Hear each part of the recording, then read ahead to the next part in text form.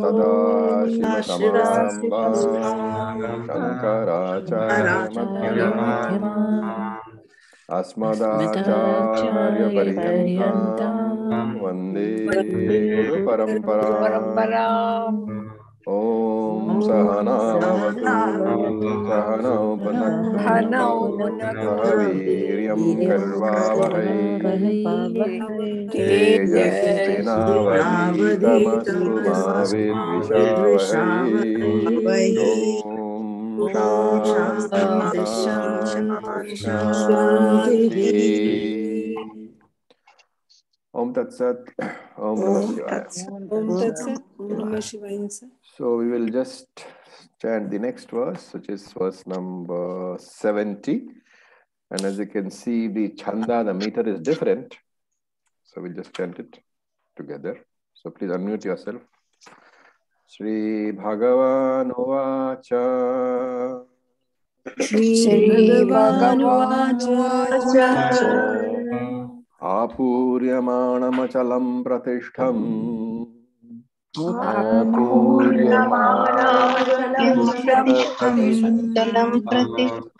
Samudramapah pravishanti yadvat.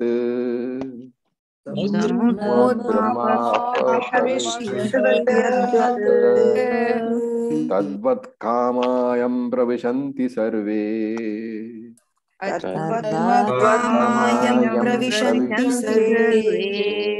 Shantim apnoti na kama kami.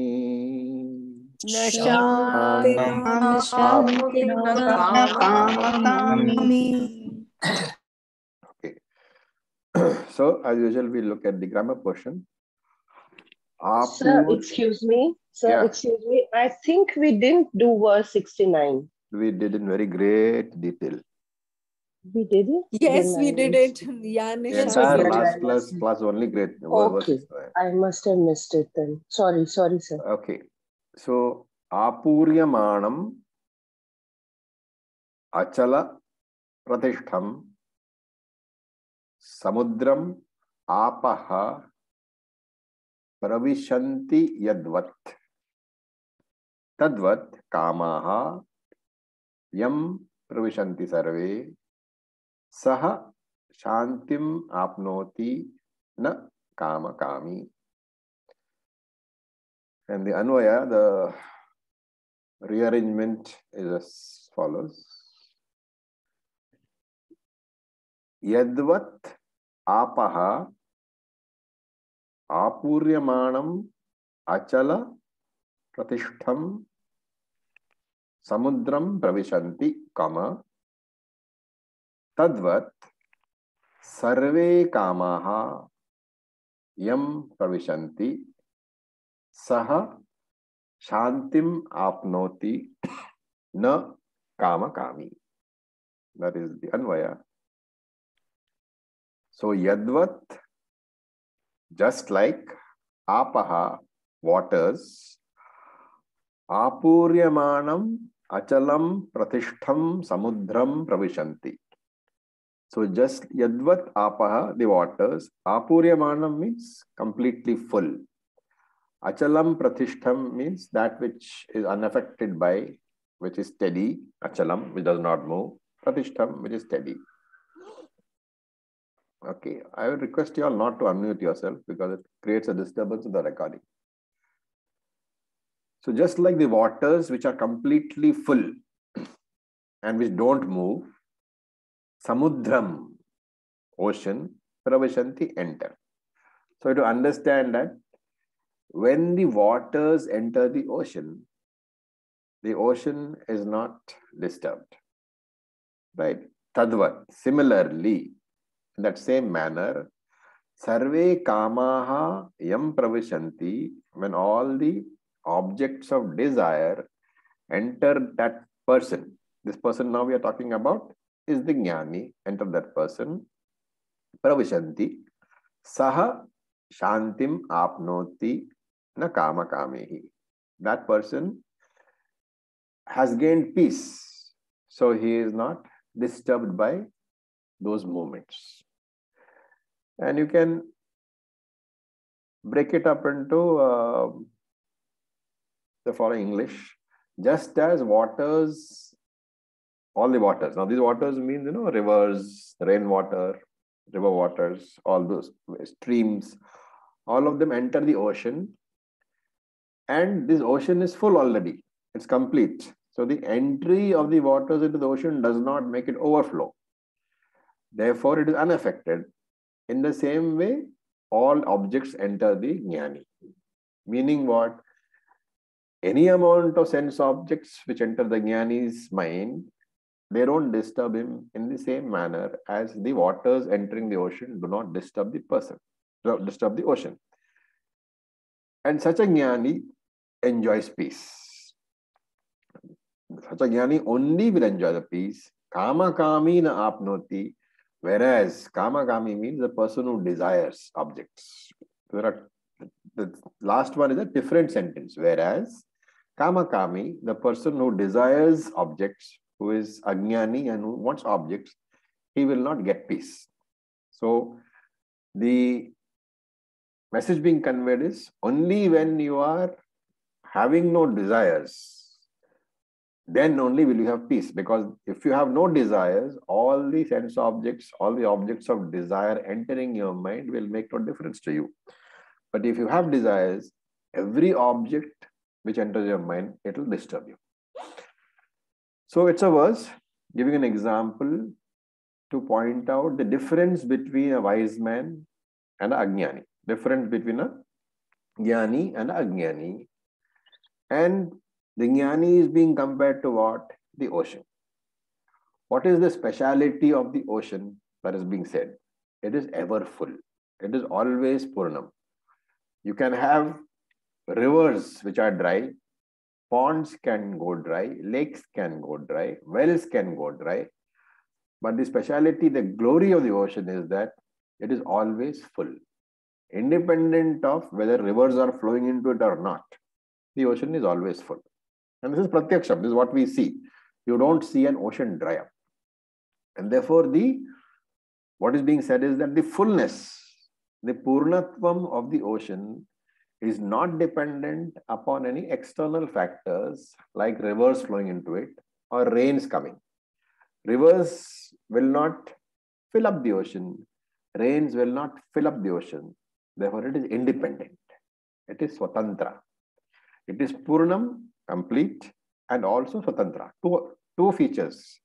Independent of any external events like rivers and ocean and rivers and rains. Also, it is always complete.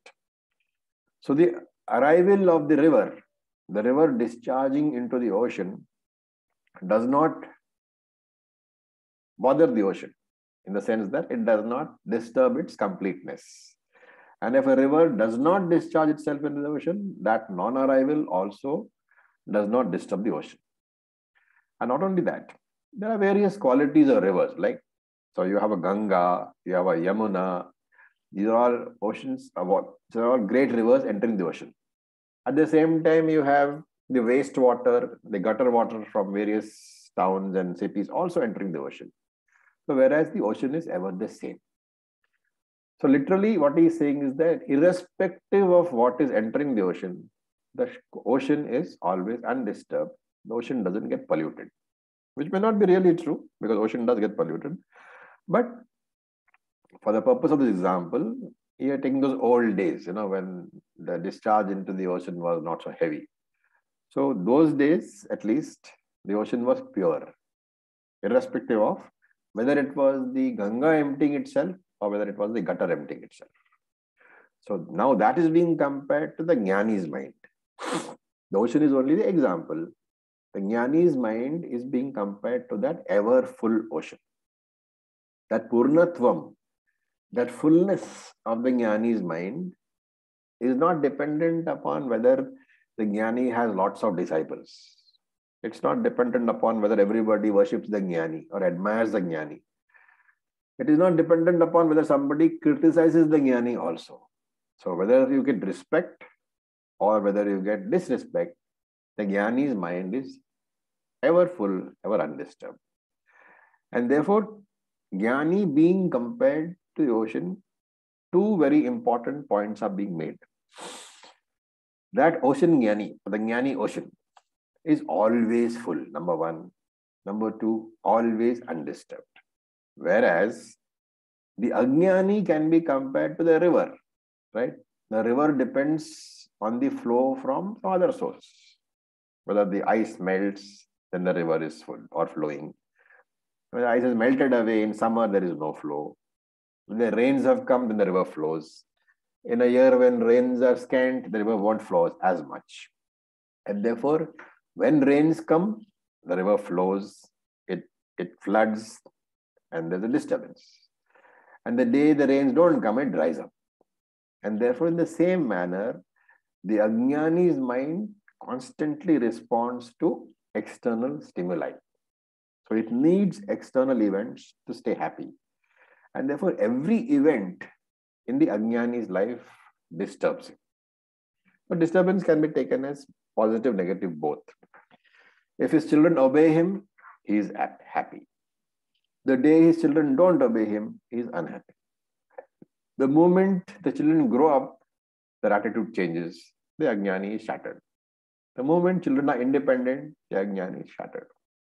Thus, all ajnanis, the mind is compared to the lake mind or the river mind, which is constantly depending upon what is coming into it. The external objects of the world constantly disturb the ajnani's mind. And it is never full. And even if partially that mind is full, it is all dependent upon the external factors only. Whereas the jnani's mind is purnam, complete. If wonderful experiences come, fine, jnani will enjoy. So we are not saying that jnani is a stone. If he has beautiful experiences in his life, if he is listening to a wonderful bhajan, if he is listening to a wonderful, concert, if he is watching a good movie, all wonderful experiences he enjoys. But he is not longing for them. If it comes, it's great. If it doesn't come, also, it's fine. And therefore, one has to visualize the ocean with hundreds of rivers entering into it, with all rains all over the world entering the water. And in the modern world, as I said, all the drains are also there. So rains are there, rivers are there, and drains are there. And compare it to the jnani.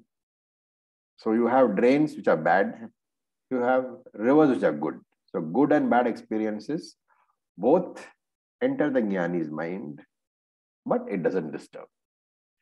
And therefore, Shastra often gives the example of Ramayana. And if you know the story of Ramayana, you know that one day Rama is told that he's going to be the king, the coronation will be there.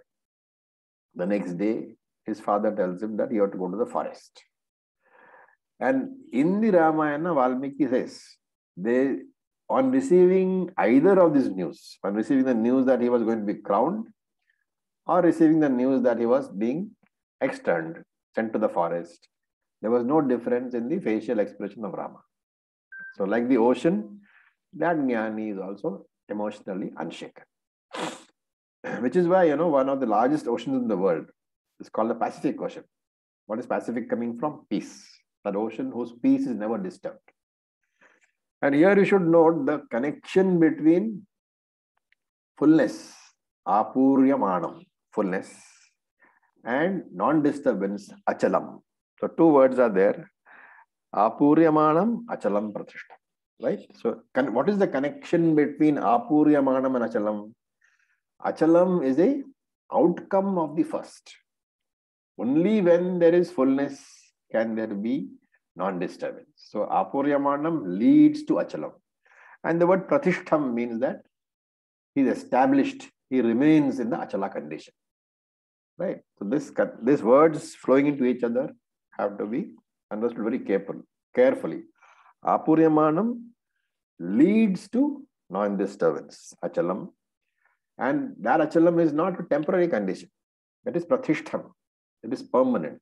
That mind remains in that unshaken, non-disturbed condition permanently.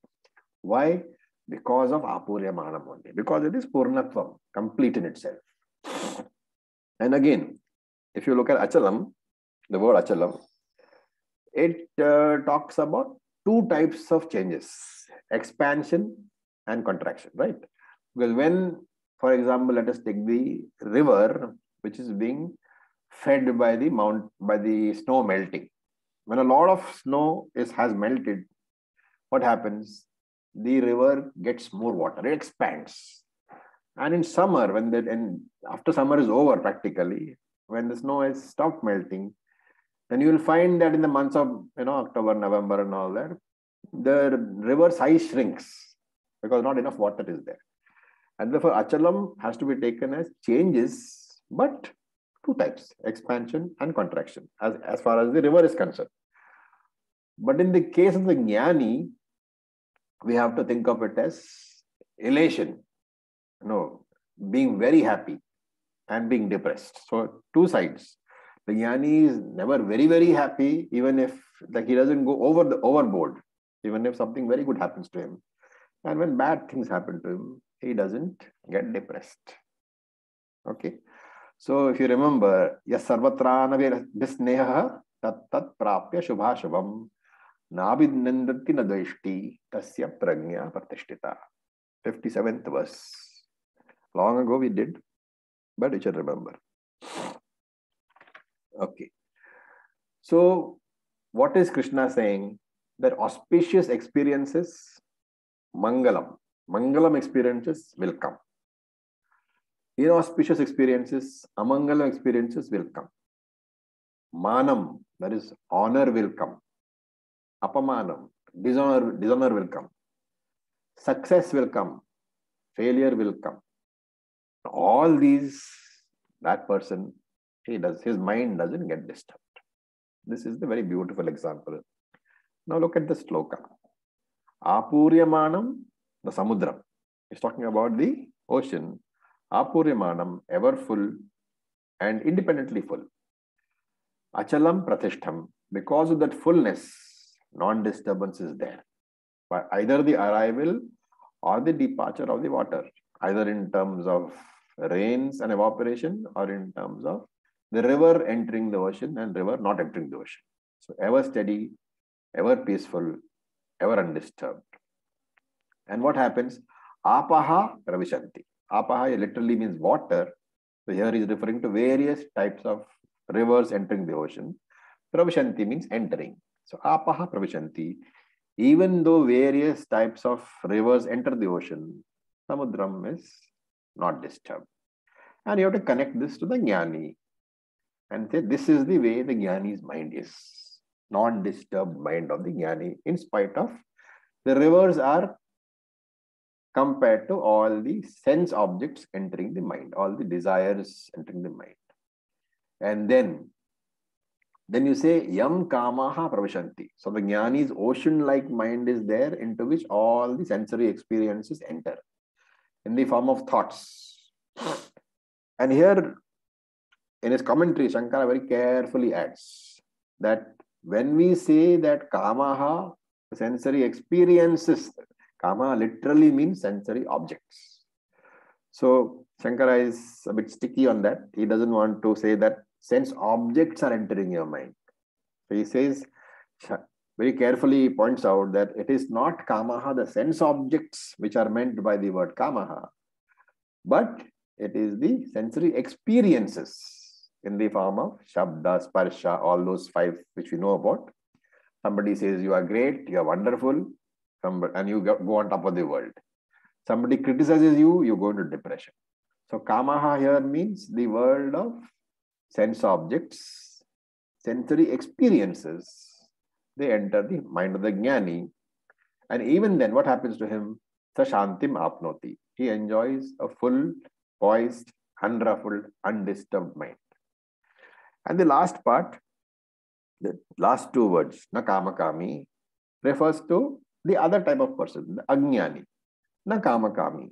Kamakami, literally a person who is dependent upon objects of desire, which means a person who is always considering that it is the external world which makes me happy. He desires. Kami. Kami is a desirer of kama, of sensory objects. So a dependent person always wanting external approval. Like you go to a shop and you buy a lipstick. Now, when you buy a lipstick, what is it that you should be looking for? There's a lot of ladies here. So right, when you go and buy a lipstick, what is it that you're looking for? Look beautiful. Okay. So is that in your mind or in somebody else's mind? My mind. So then why do you turn around and ask your friend, does it look good on me? I do that. How many of you do that? All of us do.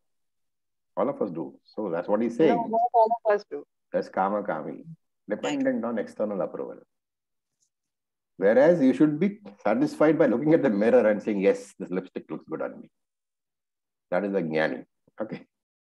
Anyway, a very, very, very frivolous example, but the urgency to say, how do I look?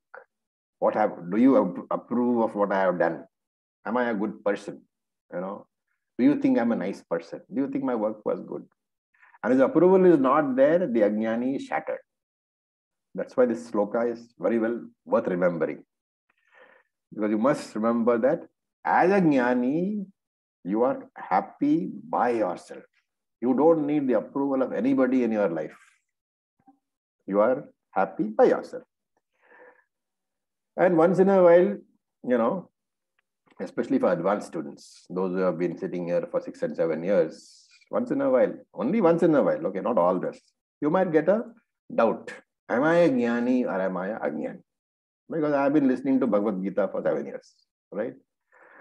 So how to ascertain? Remember this sloka. Whenever somebody flatters you, tells you you're a great person, look at your mind. Whenever somebody criticizes you, look at your mind. That is the test, the litmus test, as they say in chemistry, to know where I stand. What is the litmus? It's a small piece of paper which you dip in acid or alkali. It changes color according to whether it's acid or alkali. And therefore, does your mind change according to praise or criticism is the question. If it does, then you are still in the ajnani category. If it does not, then you are in the jnani category. Now, a question can arise here. So, are we saying that jnani will have no desires? What do you think? No, he has desire, but he is not affected about if he's not getting. Non-binding desires. He has non-binding desires. Yeah, so normally all of us, for us, the desire is meant for, making us happy. So when a desire is meant for the fulfillment of a desire is meant for making you happy, then that desire is born out of ignorance, right? It's called a binding desire. Why binding? Because if it is fulfilled, you get happy. If it is not fulfilled, you are unhappy. And therefore it binds you by the very result that you gets. But this jnani has desires. They are not born out of ignorance, because the jnani is a wise man. But that jnani's desires are born out of prarabdha karma. Remember, jnanam destroys only sanchita and agami. It doesn't destroy prarabdha. So prarabdha still continues. And the jnani's desires are born out of prarabdha, which is why you will find that one jnani wants to become a teacher, the other jnani wants to establish ashrams, the third jnani wants to write lots of books, the fourth jnani wants to sit in the Himalayas in solitude. Jnanam is the same, jnani is the same, prarabdha is different. The only thing is, all these desires, they are not capable of disturbing the jnani's mind. If the teacher jnani is unable to teach, he will not be unhappy. If the jnani who wants to go to the Himalayas is unable to go to the Himalayas, he will not be unhappy.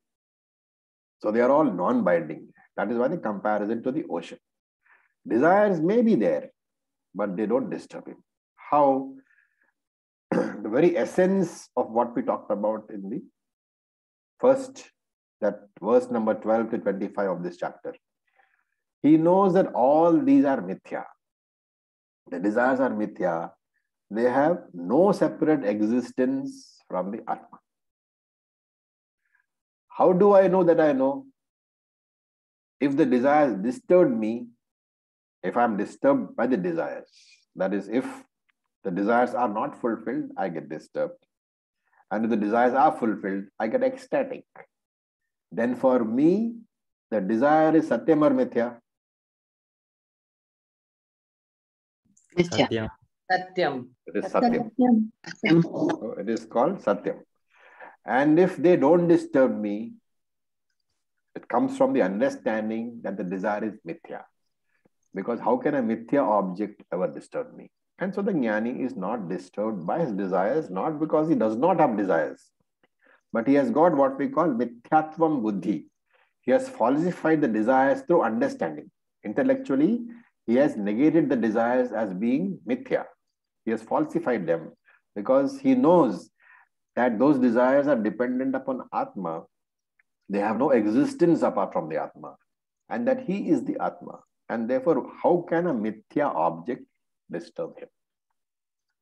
So with that verse is over. We'll just finish the other two verses and then we'll open up for questions if you have time. So we chant verse number 71. Please unmute yourself. Vihaya kamanya sarvan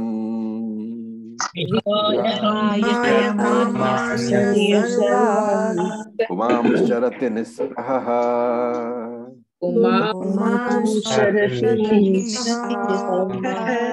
Nirmamo nirahankaraha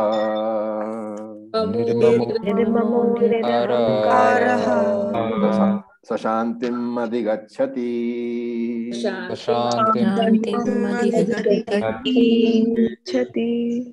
Okay. So, again, a little bit of grammar. We go back to Sarvan Kaman, all desires, Vihaya, giving up. So, Vihaya Kaman, ya Sarvan. Then that word has to be broken up carefully. Puman, that is Puman with a na, with a halant below it. Puman, Charati, Nispraha,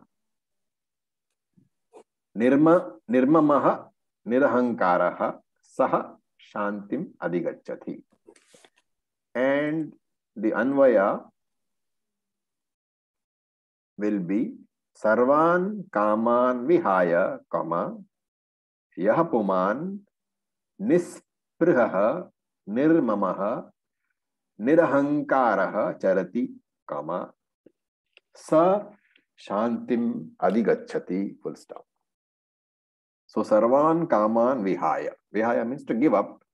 Sarvan Kaman means all desires.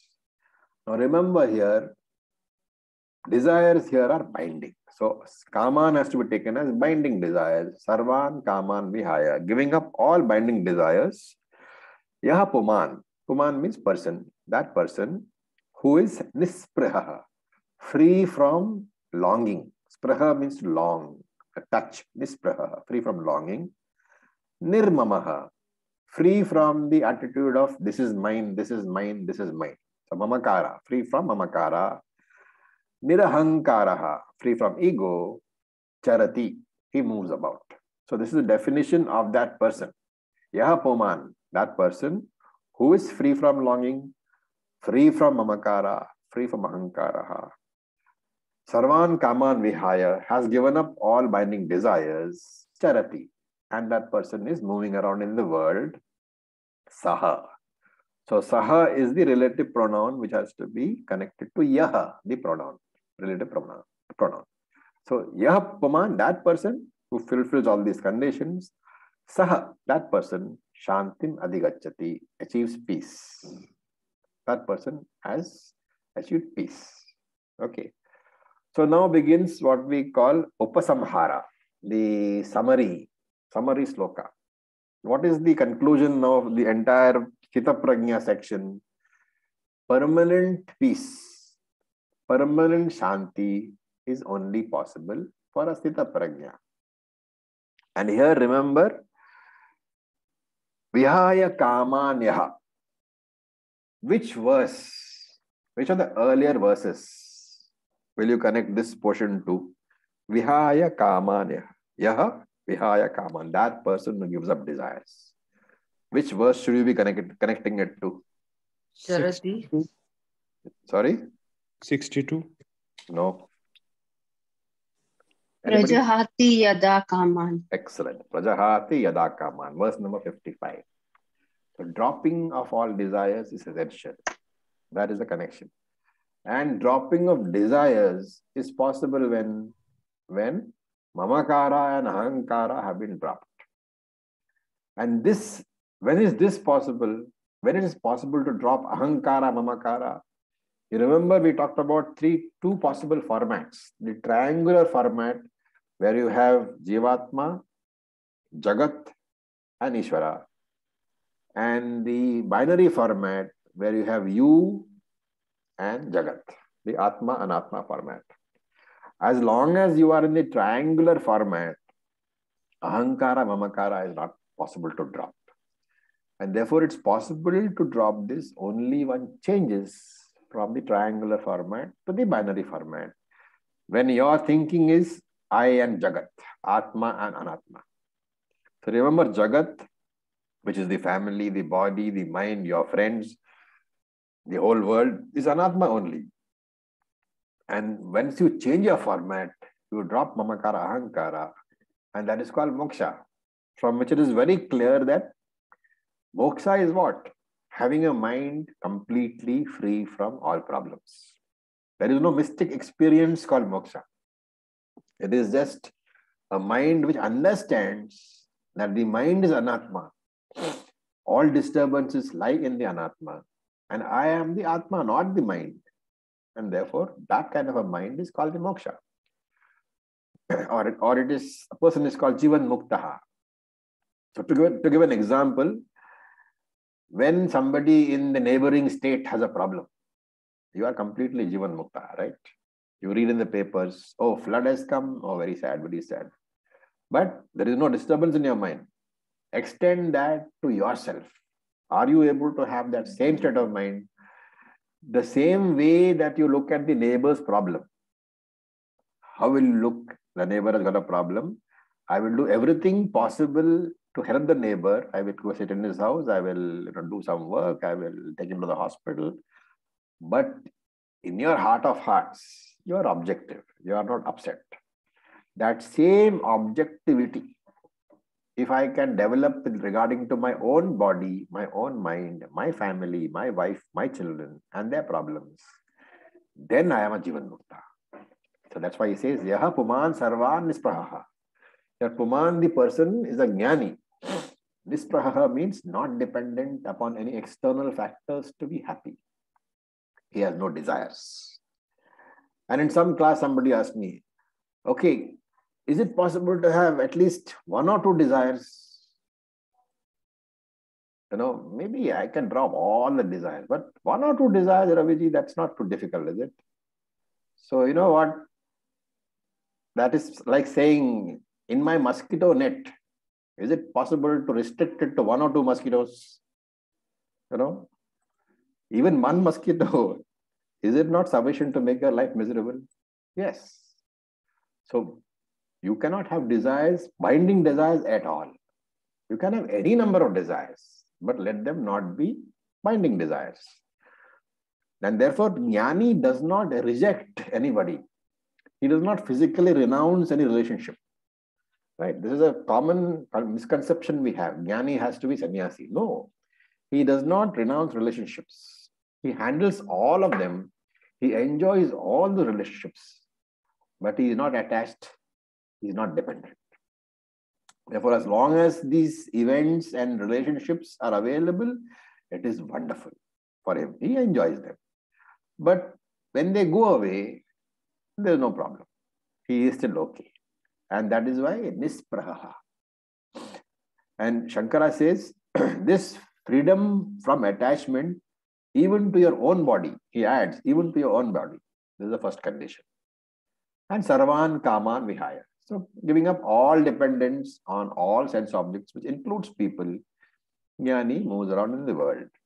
And two more adjectives are there. Nirmamaha, Nirahankaraha.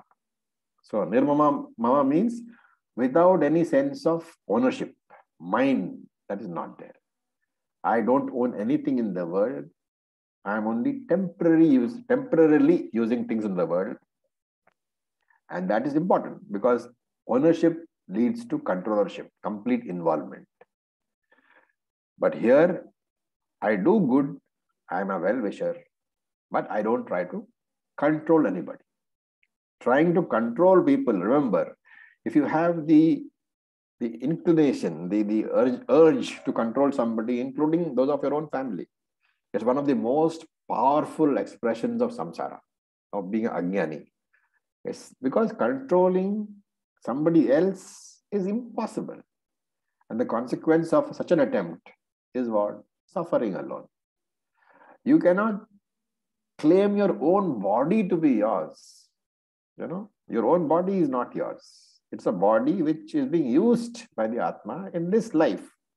You as a Jivatma will use that body, another body in the next life. You used in the previous life, you used some other body.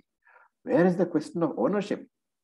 So when you cannot claim your own body as yours, how do I claim my spouse as mine or my flat as mine? And therefore, you have to see that everything is me only. Everything is Atma only. Sarvatra Brahma Darshanam. Therefore, Jnani remembers, I am not the body, I am not the mind. This is the constant feedback which you have to give yourself. I am not the body, I am not the mind, nothing belongs to me. And with this attitude, you can enjoy whatever things are available to you. And also remain undisturbed when they are not available. So there is Nirahankaraha in this context. It means without body identification. He does not depend upon the body at any time, at anywhere. Okay. The Jnani does not need or want anything, including his own body. Body is there, he enjoys. Body is not there, it doesn't matter. And so in the Manusmriti, it is said, that person moves around in the world, not showing off, not telling everybody by beating his chest, I am a Jnani. That's not needed. Because it is the vision of the Shastram that you must teach only when you are asked to teach. Never display your knowledge. And that is why Shishyaste aham, Shadimam Tvam Prapannam, says Arjuna. Until Arjuna says that, Krishna doesn't teach. And such a person, the Shanti Mapnoti, he attains peace. And Shanti, again, the word Shanti has to be understood in two ways. One is relative Shanti, which we call Vyavaharika Shanti. One is Atyanta Shanti, Paramarthika Shanti, absolute peace. So this relative Shanti will come and go. Right? Even when you do Karma Yoga, the peace which you get through Ishvara Arpana Bhavana and Ishvara Prasada Buddhi, that is temporary. You should always remember that it belongs to the Anatma, belongs to the mind. Therefore, it belongs to the transactional world. The Vyavaharika Prapancha, it belongs to that kind of relative peace. The relative peace is called what? Vyavaharika Shanti or Manas Shanti. And because it belongs to the Vyavaharika Prapancha, the transactional world, it is subject to attack by what? Adhyatmikam, Adibhautikam, and Adidaivikam. I'm not explaining these words. We are all students at the ending of the second chapter. So I'm presuming that all of you all know these words. If you don't, once the class is over, you can ask. So this idea here is that as Prarabdha unfolds, my body and my mind, which are subject to the Prarabdha, are constituted of three gunas. And as the Prarabdha unfolds, the three gunas will necessarily fluctuate. And therefore, the peace of mind which I get through Karma Yoga and Upasana Yoga is relative. It can never be absolute because the fluctuating three gunas will cause a fluctuation in the mind. And therefore, my attempt should be, yes, The peace of mind through meditation is the starting point. That is Mana Shanti. But that Mana Shanti has to be converted to Atma Shanti by Jnanam. And what is Jnanam? Claiming that Ananda as my real nature. And remember that as long as you are doing sadhana for Mana Shanti or for moksha, you are definitely in the triangular format. You can definitely work for Mana Shanti. Okay, I'm not saying don't do sadhana for, like, what is sadhana over here? Karma yoga, upasana yoga, meditation, all these things. I'm definitely not saying don't work for Mana Shanti. You have to work. But the fundamental mistake is to connect that relative peace of mind to moksha. You cannot connect Mana Shanti to Atyanta Shanti, which is your moksha state. You can only claim your moksha for getting that permanent peace of mind, which is called Jivan Mukti. There is no karma possible. There is no sadhana possible. Only claiming is possible. Claiming yourself as a Jivan Mukta is the sadhana. It's like doing asana practice or going to the gym to improve your body. It may improve your body. Meditation may improve your mind. It has nothing to do with your status as a Jivan Mukta. A very, very clear understanding should be there. Jivan Mukta status is achieved by claiming that I am Jivan Mukta, not by meditation, not by asana practice, not by pranayama, not by bhakti yoga, not by anything. Every other sadhana only brings you a relative peace of mind, that Mana Shanti. After that Mana Shanti is obtained, you have to make the leap across to claiming that, yes, I am Atma. That claiming is permanent peace of mind, from which there will never be any return. Once that peace is obtained, it is permanent peace. And even when you are a Jivan Mukta, you will still enjoy reflected Ananda. Any object you will enjoy, music you will enjoy, people you will enjoy. But when they are not there, you will still be at peace, knowing that all the enjoyments are already reflections. The reflecting medium has gone away, but the original Ananda, that you yourself are. Okay, now we'll do the last verse, which we'll chant. So please unmute yourself. Esha Brahmistithif Partha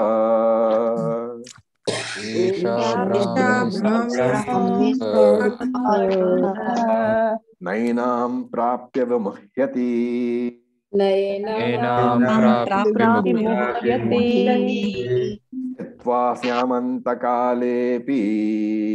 Chitva Syamantakaalepi Brahma Nirvanam Richati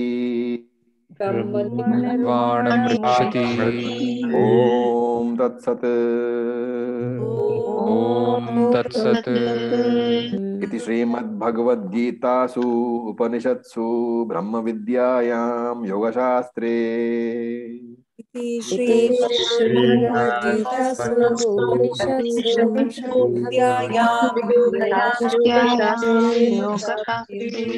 Shri Krishna Arjuna Samvade Sankhya Yogo Nama Dvitiyodhyayah.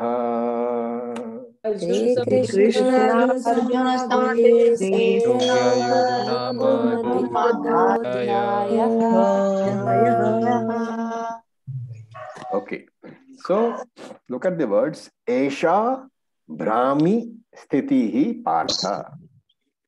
Esha Brahmihi Sthitihi Partha. Esha means this. This steady. Sthiti means steady. This is what is meant by being steady in Brahmi, in Brahman. Hey Partha.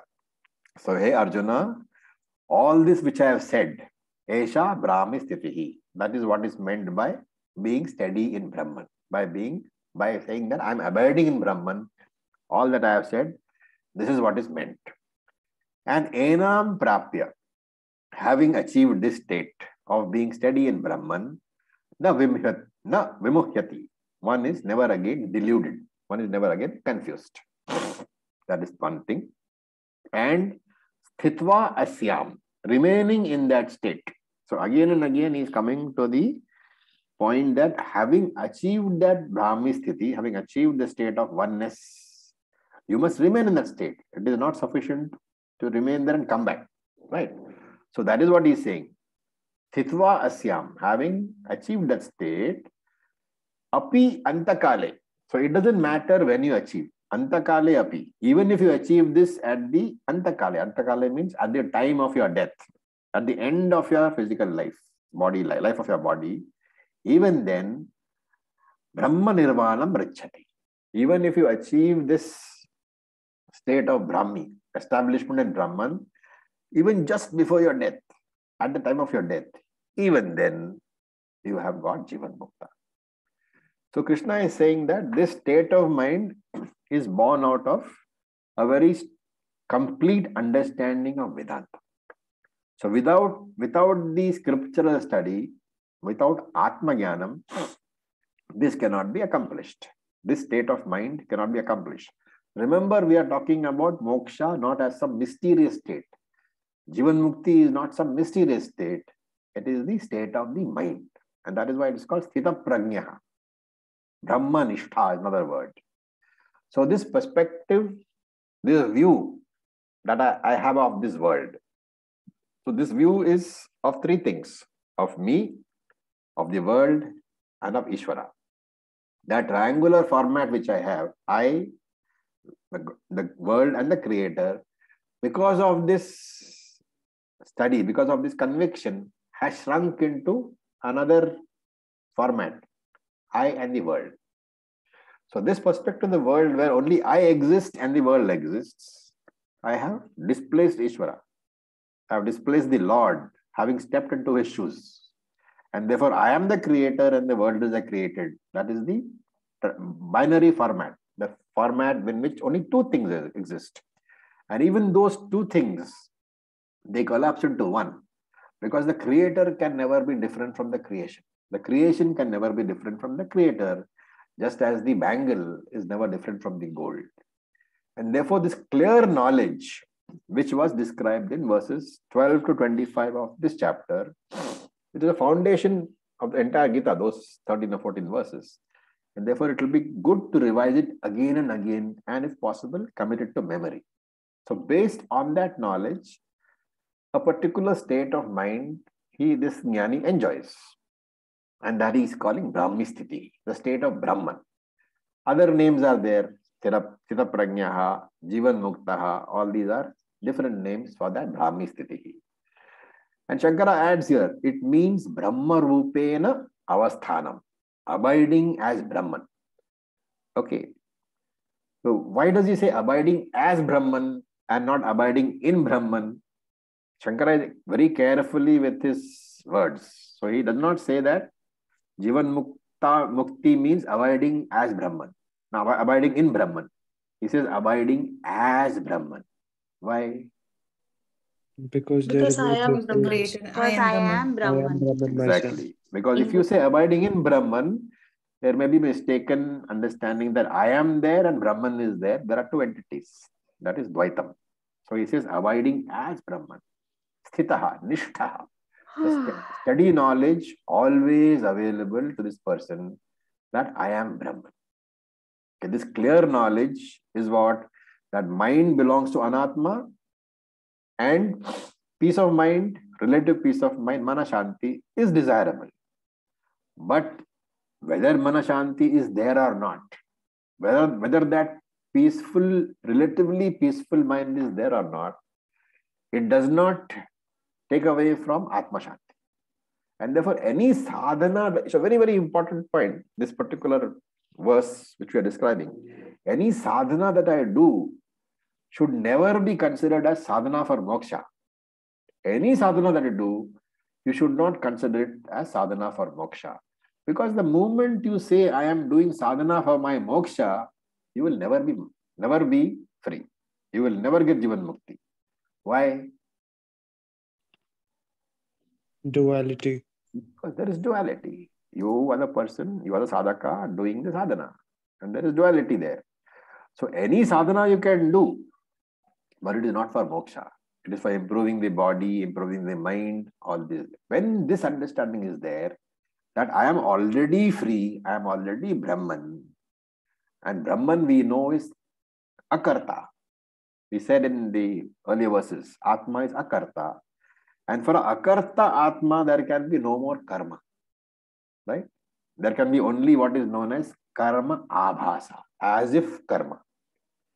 So when I know that I am already free, the sadhana that I do is not a karma, it is a karma abhasa, as if sadhana. And therefore, whenever I do nididhyasanam, I should remember that nididhyasanam is done for removing habitual thinking patterns. Viparita bhavana, it is meant to remove. But that is to improve upon my mental peace. But sooner or later, one has to learn to look upon nididhyasanam as the same as manashanti and viparita bhavana. What are they? Both relative shanti and habitual thinking patterns. Are they atma? Are they anatma? Anatma. They are both anatma. They are both mithya. And therefore, mithya objects, mithya emotions are not capable of touching me, the Atma, who is Satyam. And that if the mind is crying away, let it cry. I am Asangaha. So real nididhyasanam consists of claiming this Atma Shanti. Don't struggle to improve the mind for the purpose of claiming Atma Shanti. Improve the mind. It's a very good thing to do. There is no problem with improving the mind because you can enjoy the mind. You need a reasonably good condition of the mind. But you have to remember that the mind is Maya only. The more you struggle with the mind, the more mysterious it becomes. And therefore, as Krishna says, Enam prapya navamhyati. Once a person attains the state of mind, there is no fallback into samsara. Enam prapya. Once I attain this Brahmi sthiti, na vimuhyati. I will never again be sorrowful. I will never again have any conflicts in life. There will be no more samsara for me. And therefore, until jnanam comes, remember, conflicts are inevitable. To do, not to do, to marry, not to marry, to be, not to be. Every stage has conflicts. And not only that, once this conflict is resolved, asyam sthitva, he enjoys that state of mind called Jivan Mukti, as long as he lives in the world. And he will live in the world, how long? As long as there is prarabdha for the body. What will happen to him when the prarabdha is exhausted? Antakalepi Brahma Nirvanam Rachati. He will attain Videha Mukti. He will merge into Param Brahma, which means that he will not have a rebirth. There will be no more Jananam, Maranam cycle for him. So the subtle body, the physical body, and the causal body, the Sthula, Sukshma, and Karna Shariram, all the three bodies will merge into totality. Right? So there is a difference in the merging. The physical body merges into the physical universe. The Sukshma Shariram merges into the Sukshma universe. And the Karna Shariram merges into Maya. But the complete merger is there. There is no individual left. And that is what is called Brahma Nirvanam. Freedom from Punarjanma. He is one with the Lord. He is called the Videha Muktaha. There is no more he actually. There is only the Lord. And he says, you can get this knowledge anytime. As a youth, as a middle-aged person, even during the last few months of your life, if you get established this knowledge, then moksha is assured. So also remember that Videha Mukti, the freedom from the body, it's only a description from the point of view of the Ajnani, right? From all these terms we use, moksha, Videha Mukti, bondage, all these terms are always from the point of view of the Ajnani. From the Jnani's point of view, these are all games, they are all drama taking place inside him and not worth wasting time on. Because what? As a Jnani, I am the Atma. Remember, I am Atma, not Jivatma, not Paramatma. And in me, in me, the Atma, there are millions of subtle bodies. There are millions of births and deaths. One more body is destroyed or born. What does it matter to me? It is all taking place in me only, because I am the very cause of Srishti. Srishti, Sthiti, Laya Karanam. I am the very cause of creation, of maintenance, and of destruction. Why should I bother with all these games? I am Nitya Muktaha. In spite of whatever happens at the level of the Anatma, I am Jivan Muktaha. I am Nitya Muktaha. On the falling of this body, I will be Videha Muktaha. With this, Krishna concludes the Sthita Prajna topic, which was the final topic of this chapter. Om Tat Sat. In case of any questions, we are open. Yes, Om Ravishi. Yeah.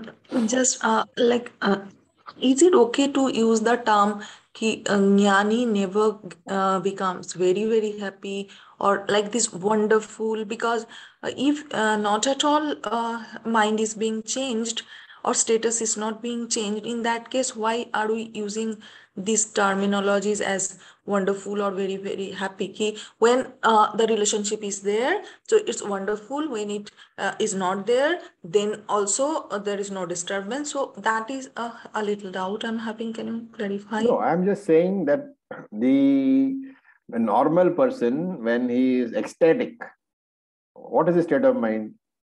He is completely ecstatic. He loses balance. So the jnani is in balance always. When he's happy, he's happy. And the fact that something has not come or something will not come is not going to make him unhappy. And if good things happen, it doesn't mean he will not enjoy them. But it's not that he goes overboard. Because the person who goes overboard, remember, when that object is gone, he falls into depression. So that is what is being said over here. There is no extremes of emotion. Happiness is there, but it is not extreme. Okay, so there is change of state, not extreme, but there is. It is a mind. The mind is constantly changing. Whether it's a jnani's mind or not, it is a mind. Mind is anatma. Anatma changes. Okay. Raviji, that Atmani eva Atmana tushta. Yeah. That applies. That applies. He is happy by himself in himself. He doesn't need anything external at all.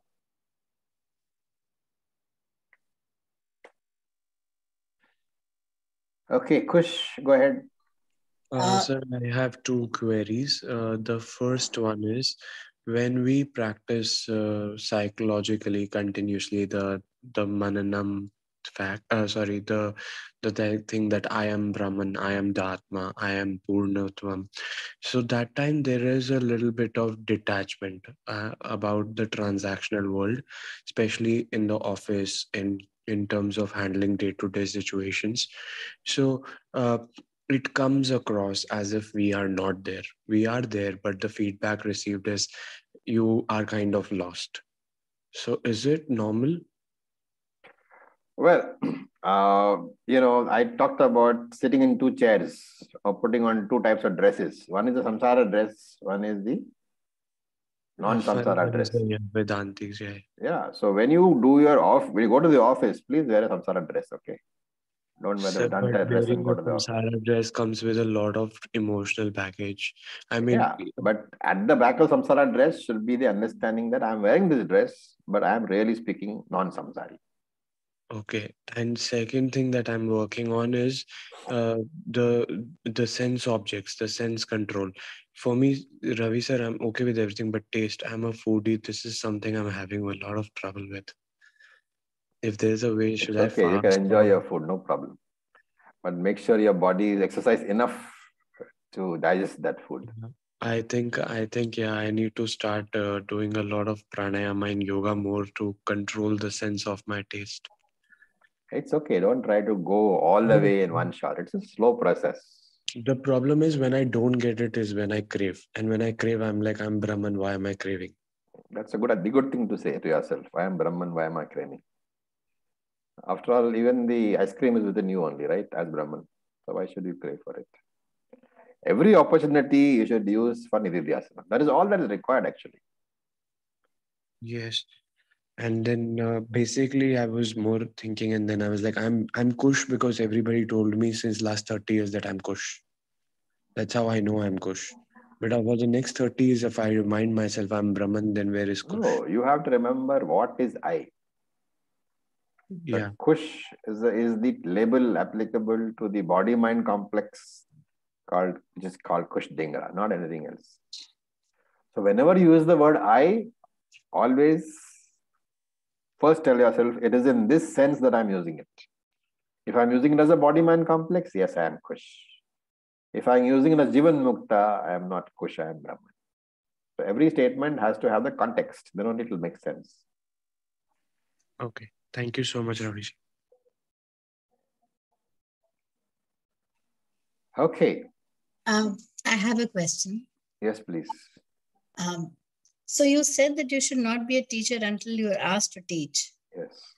So in life, there are occasions, like suppose if I take an example of a mother and a child, the child doesn't want to be taught. Yet as a mother, you we are talking about spiritual teaching, about the Atma Jnana. Obviously, as a mother, you are playing a role. You have to discharge your responsibility. That is different. But as a spiritual teacher, as a teacher of the Bhagavad Gita or the Vedas, you should never teach until you're asked, specifically requested. Okay. So that is what is meant. Context was only for the scriptures, not... Scriptures, yes. As you will see later in this text also, Krishna tells Arjuna that if you want to learn Atma Jnanam, you have to go to a teacher. And every Upanishad also says that. I agree. Thank you. Om Acharya, one more question here. Yes. Yes. Why this chapter is called as Sankhya Yoga? Because what I know is Sankhya, maybe some numbers, right? So what does it Sankhya here means basically Jnanam. The word Sankhya here is taken as equivalent to Jnanam. It is borrowed from the Sankhya Yoga, which is a different set of philosophy which talks about 24 tattvams and all that. The name is borrowed, but in this context, Sankhya means Jnanam. Okay. Om Acharya ji. Yeah.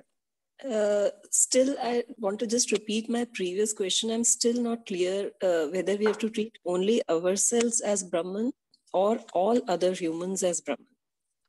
If you are Brahman, then, the statement itself is wrong, okay? When you say other humans, you're already divided. Okay. As Brahman, there is nothing else. But so all living is Brahman? Everything is, Sarvam Brahman means everything is Brahman.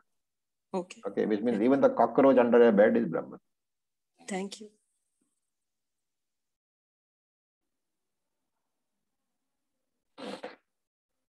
Okay. So with this, we'll stop. Thank you for your patience. And I would request you to go over this a few times. The entire chapter is a very important one. As you know, we have done almost something like more than 36, 37 classes on it. Whenever you find the time, please go over the portions, make your notes, then only ultimately some amount of assimilation will be there. Acharya ji, so the word Nirahankara and Anahankara are the same? Yes. Like today morning said that Indriyartheshu Vairagya Manahankara. Yeah, they are the same. Basically. Okay. Different words in different chapters. Thank you. Om Purnamadav Purnamidam Purnat Purnamudachyate Purnasya Purnamadaya Purnam Evavasishyate. Om Shanti. Om Tat Sat. Have a good weekend, guys. Thank you, Ravi. Thank you. Thank you.